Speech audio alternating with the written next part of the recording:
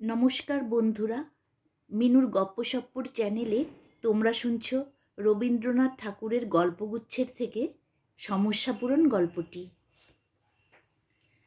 ঝিকরাকোটার কৃষ্ণগোপাল সরকার জ্যেষ্ঠ পুত্রের প্রতি জমিদারি এবং সংসারের ভার দিয়া কাশী চলিয়া গেলেন। দেশের যত অনাথ দরিদ্র লোক তাহার জন্য হাহাকার করিয়া কাঁদিতে লাগিল। এমন বদান্যতা, এমন ধর্মনিষ্ঠতা কলিযুগে দেখা যায় না, এই কথা সকলেই বলিতে লাগিল। তাহার পুত্র বিপিন বিহারী আজকালকার একজন সুশিক্ষিত বিয়ে, দাড়ি রাখেন, চশমা পরেন, কাহারও সহিত বড় একটা মিশেন না, অতিশয় সচ্চরিত্র, এমনকি তামাকটি পর্যন্ত খান না, তাস পর্যন্ত খেলেন না। অত্যন্ত ভালো মানুষের মতো চেহারা, কিন্তু লোকটা ভারী কড়াক্কর। তাহার প্রজারা শীঘ্রই তাহা অনুভব করিতে পারিল। বুড়া কর্তার কাছে রক্ষা ছিল, কিন্তু ইহার কাছে কোনো ছুতায় দেনা খাজনার 1 পয়সা রেয়াত পাইবার প্রত্যাশা নাই। নির্দিষ্ট সময়ের একদিন এদিক ওদিক হইতে পায় না। বিপিন বিহারী হাতে কাজ লইয়াই দেখিলেন তাহার বাপ বিস্তর ব্রাহ্মণকে জমি বিনা খাজনায় ছাড়িয়া দিয়াছেন, এবং খাজনা যে কত লোককে কমিয়ে দিয়াছেন তাহার আর সংখ্যা নাই। তাহার কাছে কেহ একটা কিছু প্রার্থনা করিলে তিনি তাহা পূর্ণ না করিয়া থাকিতে পারিতেন না, সেটা তাহার একটা দুর্বলতা ছিল। বিপিন বিহারী কহিলেন, এ কখনোই হইতে পারে না, অর্ধেক জমিদারি আমি লাখেরাত ছাড়িয়া দিতে পারি না। তাহার মনে নিম্নলিখিত 2 যুক্তির উদয় হইল। প্রথমত, যে সকল অকর্মণ্য লোক ঘরে বসিয়া এইসব জমির উপসত্ত্ব ভোগ করিয়া স্ফীত হইতেছে তাহারা অধিকাংশই অপদার্থ এবং দয়ার অযোগ্য। এরূপ দানে দেশে কেবল আলস্যের প্রশ্রয় দেয়া হয়। দ্বিতীয়ত, তাহার পিতৃ পিতামহের সময়ের অপেক্ষা এখন জীবিকা অত্যন্ত দুর্লভ এবং দুর্মূল্য হইয়া পড়িয়াছে। অভাব অনেক বাড়িয়া গিয়াছে। এখন একজন ভদ্রলোকের আত্মসম্ভ্রম রক্ষা করিয়া চলিতে পূর্বাপেক্ষা 4 গুণ খরচ পড়ে। অতএব তাহার পিতা যেরূপ নিশ্চিন্ত মনে 2 হস্তে সমস্ত বিলাইয়া ছড়াইয়া গিয়াছেন, এখন আর তাহা করিলে চলিবে না, বরঞ্চ সেগুলি কুড়াইয়া বাড়াইয়া আবার ঘরে আনিবার চেষ্টা করা কর্তব্য। কর্তব্য বুদ্ধি তাহাকে যাহা বলিল তিনি তাহাই করিতে আরম্ভ করিলেন। তিনি একটা প্রিন্সিপাল ধরিয়া চলিতে লাগিলেন। ঘর হইতে যাহা বাহির হইয়াছিল আবার তাহা অল্পে অল্পে ঘরে ফিরিতে লাগিল। পিতার অতি অল্প দানই তিনি বহাল রাখিলেন, এবং যাহা রাখিলেন তাহাও যাহাতে চিরস্থায়ী দানের স্বরূপে গণ্য না হয় এমন উপায় করিলেন। কৃষ্ণগোপাল কাশীতে থাকিয়া পত্রযোগে প্রজাদিগের ক্রন্দন শুনিতে পাইলেন, এমনকি কেহ কেহ তাহার নিকটে গিয়াও কাঁদিয়া পড়িল। কৃষ্ণগোপাল বিপিন বিহারীকে পত্র লিখলেন যে কাজটা গর্হিত হইতেছে। বিপিন বিহারী উত্তরে লিখিলেন যে পূর্বে যেমন দান করা যাইত তেমনই পাওনা নানা প্রকারের ছিল। তখন জমিদার এবং প্রজা উভয় পক্ষের মধ্যে দান প্রতিদান ছিল। সম্প্রতি নতুন নতুন আইন হইয়া ন্যায্য খাজনা ছাড়া অন্য 5 রকম পাওনা একেবারে বন্ধ হইয়াছে, এবং কেবলমাত্র খাজনা আদায় করা ছাড়া জমিদারের অন্যান্য গৌরবজনক অধিকারও উঠিয়া গিয়াছে। অতএব এখনকার দিনে যদি আমি আমার ন্যায্য পাওনার দিকে কঠিন দৃষ্টি না রাখি তবে আর থাকে কি? এখন প্রজাও আমাকে অতিরিক্ত কিছু দেবে না, আমিও তাহাকে অতিরিক্ত কিছু দেব না। এখন আমাদের মধ্যে কেবলমাত্র দেনা পাওনার সম্পর্ক। দান খয়রাত করিতে গেলে ফতুর হইতে হইবে, বিষয় রক্ষা এবং কুলসম্ভ্রম রক্ষা করা দুরূহ হইয়া পড়িবে। কৃষ্ণগোপাল সময়ের একাধিক পরিবর্তনে অত্যন্ত চিন্তিত হইয়া উঠিতেন এবং ভাবিতেন, এখনকার ছেলেরা এখনকার কালের উপযোগী কাজ করিতেছে, আমাদের সেকালের নিয়ম এখন খাটিবে না। আমি দূরে বসিয়া ইহাতে হস্তক্ষেপ করিতে গেলে তাহারা বলিবে, তবে তোমার বিষয় তুমি ফিরিয়া লও, আমরা ইহা রাখিতে পারিব না। কাজ কি বাপু, এই কটা দিন কোনো মতে হরিনাম করিয়া কাটাইয়া দিতে পারিলে বাঁচি। এইভাবে কাজ চলিতে লাগিল। অনেক মকদ্দমা মামলা হাঙ্গামা ফ্যাসাদ করিয়া বিপিন বিহারী সমস্তই প্রায় এক প্রকার মনের মতো গুছাইয়া লইলেন। অনেক প্রজাই ভয়ক্রমে বশ্যতা স্বীকার করিল। কেবল মির্জা বিবির পুত্র অছিমদ্দি বিশ্বাস কিছুতেই বাগ মানিল না। বিপিন বিহারীর আক্রোশও তাহার উপরে সবচেয়ে বেশি।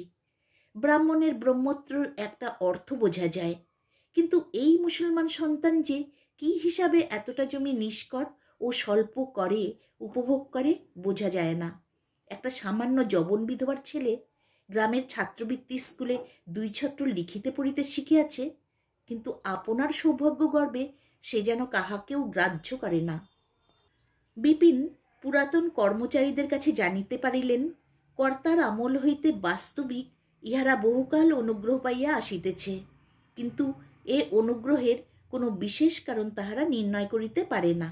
বোধ করি অনাথা বিধবা নিজ দুঃখ জানাইয়া কর্তার দয়া উদ্রেক করিয়াছিল, কিন্তু বিপিনের নিকট এই অনুগ্রহ সর্বাপেক্ষা অযোগ্য বলিয়া প্রতিভাত হইল। বিশেষত ইহাদের পূর্বেকার দরিদ্র অবস্থা বিপিন দেখে নাই। এখন ইহাদের সচ্ছলতার বাড়াবাড়ি এবং অপর্যাপ্ত দম্ভ দেখিয়া বিপিনের মনে হইত ইহারা যেন তাহার দয়া দুর্বল সরল পিতাকে ঠকাইয়া তাহাদের বিষয়ের এক অংশ চুরি করিয়া লইয়াছে।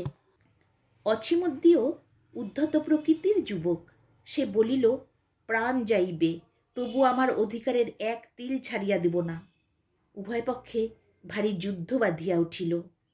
অছিমদ্দির বিধবা মাতা ছেলেকে বার করিয়া বুঝাইল, জমিদারের সহিত কাজিয়া করিয়া কাজ নাই।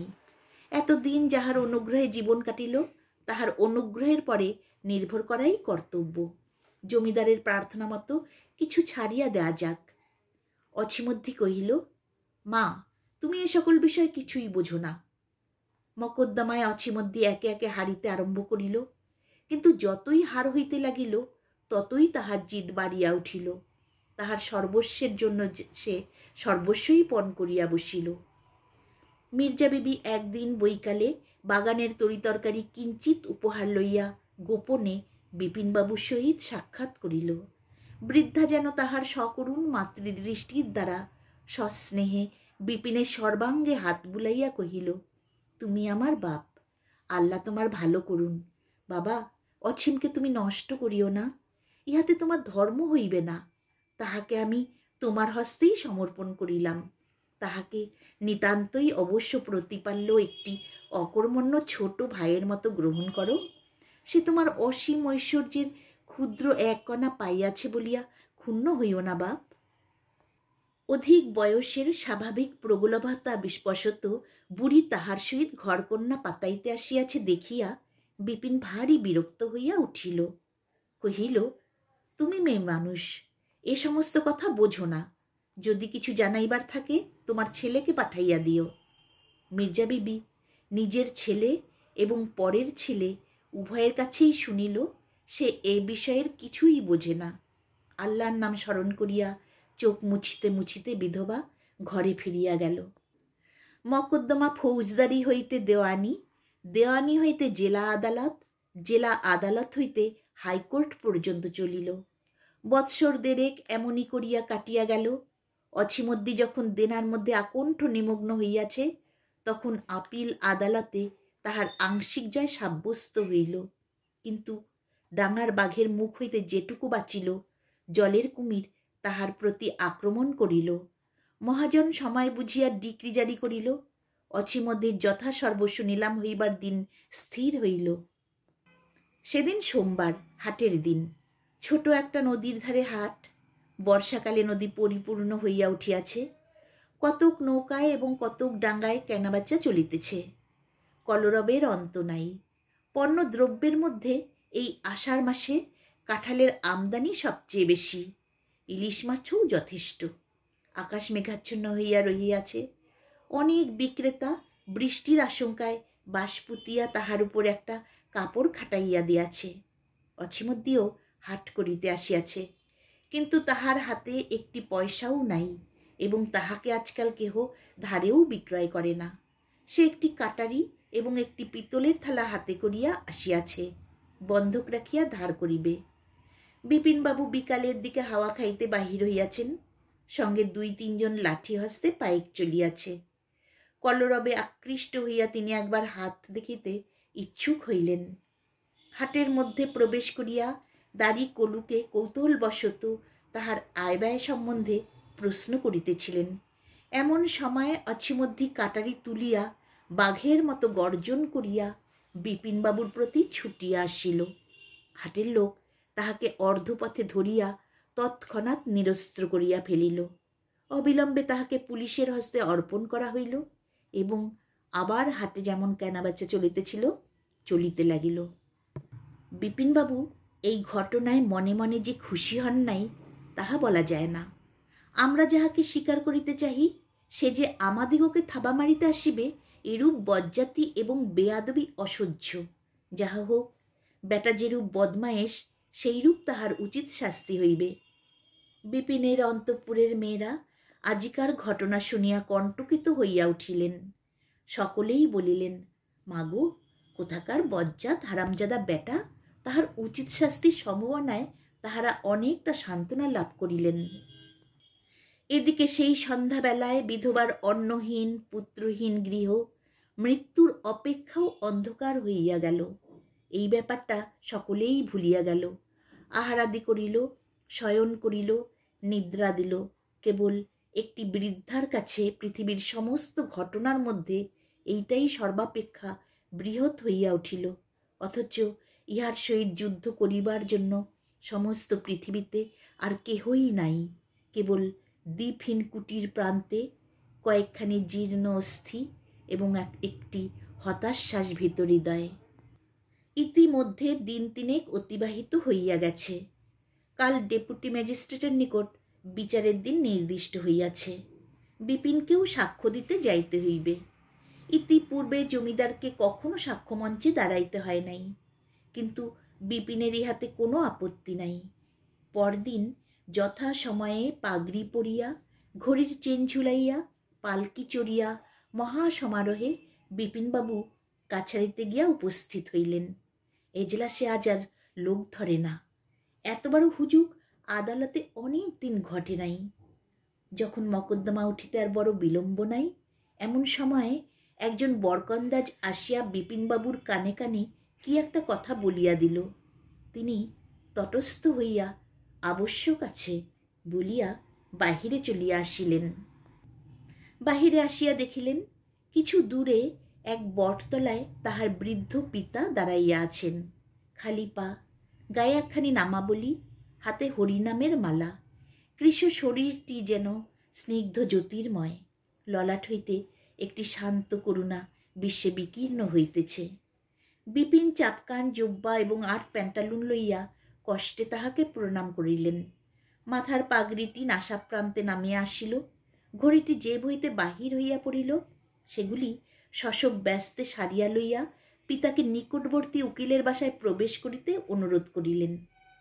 কৃষ্ণগোপাল কহিলেন, না, আমার যাহা বক্তব্য আমি এখানেই বলিয়া লই। বিপিনের অনুচরগণ কৌতূহলী লোকদিগকে দূরে ঠেলিয়া রাখিল। কৃষ্ণগোপাল কহিলেন, অছিম যাহাতে খালাস পায় সেই চেষ্টা করিতে হইবে এবং উহার যে সম্পত্তি কাড়িয়া লইয়াছ তাহা ফিরাইয়া দেবে। বিপিন বিস্মিত হইয়া জিজ্ঞাসা করিল, এই জন্যেই আপনি কাশী হইতে এত দূরে আসিয়াছেন? উহাদের পরে আপনার এত অধিক অনুগ্রহ কেন? কৃষ্ণগোপাল কহিলেন, সে কথা শুনিয়া তোমার কি লাভ হইবে বাপু? বিপিন ছাড়িলেন না। কহিলেন, অযোগ্যতার বিচার করিয়া কত লোকের কত দান ফিরাইয়া লইয়াছি, তাহার মধ্যে কত ব্রাহ্মণও ছিল। আপনি তাহার কিছুতেই হস্তক্ষেপ করেন নাই, আর এই মুসলমান সন্তানের জন্য আপনার এত দূর পর্যন্ত অধ্যবসায়। আজ এত কাণ্ড করিয়া অবশেষে যদি অছিমকে খালাস দিতে এবং সমস্ত ফিরাইয়া দিতে হয় তো লোকের কাছে কি বলিব? কৃষ্ণগোপাল কিয়ৎক্ষণ চুপ করিয়া রহিলেন। অবশেষে দ্রুত কম্পিত অঙ্গুলিতে মালা ফিরাইতে ফিরাইতে কিঞ্চিত কম্পিত স্বরে কহিলেন, লোকের কাছে যদি সমস্ত খুলিয়া বলা আবশ্যক মনে করো তো বলিও। অছিমুদ্দিন তোমার ভাই হয়, আমার পুত্র। বিপিন চমকিয়া উঠিয়া কহিলেন, যবনীর গর্ভে? কৃষ্ণগোপাল কহিলেন, হাঁ বাপু। বিপিন অনেকক্ষণ স্তব্ধভাবে থাকিয়া কহিলেন, সেসব কথা পরে হইবে, এখন আপনি ঘরে চলুন। কৃষ্ণগোপাল কহিলেন, না, আমি তো আর গৃহে প্রবেশ করিব না, আমি এখনই এখান হইতে ফিরিয়া চলিলাম। এখন তোমার ধর্মে যাহা উচিত বোধ হয় করিও বলিয়া আশীর্বাদ করিয়া অশ্রু নিরোধপূর্বক কম্পিত কলেবরে ফিরিয়া চলিলেন। বিপিন কি বলিবে কি করিবে ভাবিয়া পাইল না, চুপ করিয়া দাঁড়াইয়া রহিল। কিন্তু এটুকু তাহার মনে উদয় হইল, সে কালের ধর্মনিষ্ঠা এইরূপই বটে। শিক্ষা ও চরিত্রে আপনাকে আপনার পিতার চেয়ে ঢের শ্রেষ্ঠ বোধ হইল। স্থির করিলেন একটা প্রিন্সিপাল না থাকার এই ফল। আদালতে যখন ফিরিলেন দেখিলেন শীর্ণ ক্লিষ্ট শ্বেতোষ্টাধার দীপ্ত নেত্র অছিন দুই পাহারাওয়ালার হস্তে বন্দী হইয়া একখানি মলিন চির পড়িয়া বাহিরে দাঁড়াইয়া রহিয়াছে। সে বিপিনের ভ্রাতা। ডেপুটি ম্যাজিস্ট্রেটের সহিত বিপিনের বন্ধুত্ব ছিল।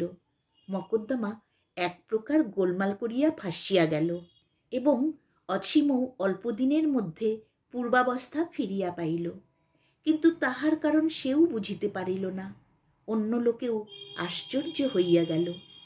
মকদ্দমার সময় কৃষ্ণগোপাল আসিয়াছিলেন, সে কথা রাষ্ট্র হইতে বিলম্ব হইল না। সকলেই নানা কথা কানাকানি করিতে লাগিল। সূক্ষ্মবুদ্ধি উকিলেরা ব্যাপারটা সমস্তই অনুমান করিয়া লইল। রামতারণ উকিলকে কৃষ্ণগোপাল নিজের খরচে লেখাপড়া শিখাইয়া মানুষ করিয়াছিল। সে বরাবরই সন্দেহ করিত, কিন্তু এতদিনে সম্পূর্ণ বুঝিতে পারিল যে ভালো করিয়া অনুসন্ধান করিলে সকল সাধুই ধরা পড়ে। যিনি যত মালা জপুন, পৃথিবীতে আমার মতোই সব বেটা। সংসারে সাধু অসাধুর মধ্যে প্রভেদ এই যে সাধুরা কপট আর অসাধুরা অকপট। যাহা হোক, কৃষ্ণগোপালের জগৎ বিখ্যাত দয়া ধর্ম মহত্ব সমস্তই যে কাপট্য, ইহাই স্থির করিয়া রামতারণের যেন এত দিনকার একটা দুর্বোধ সমস্যার পূরণ হইল। এবং কি যুক্তি অনুসারে জানি না, তাহাতে কৃতজ্ঞতার বোঝাও যেন স্কন্ধ হইতে লঘু হইয়া গেল। ভারী আরাম পাইল।